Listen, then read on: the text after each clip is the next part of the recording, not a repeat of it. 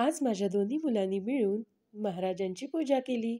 श्री स्वामी समर्थ, श्री गुरुदेव दत्त. आज आहे दत्त जयंती, म्हणून आम्ही आलो आहोत श्री क्षेत्र पळसदरी येथे. घरात पूजा आरती करून इथे महाराजांच्या दर्शनाला आलेलो आहोत. हे आहे महाराजांचं विश्रांतगृह, विश्रांती स्थान. इथे महाराजांनी तब्बल 23 दिवस वास्तव्य केलं. तेच हे स्थान आहे. इथे आल्यानंतर आम्हाला महाराजांचं मनोभावे दर्शन घेता आलं. आम्ही इथे आल्यानंतर महाप्रसाद घेतला, भजन ऐकलं. महाप्रसाद एकदम शाही होता. प्रसन्न वाटलं, खूप छान वाटलं होतं.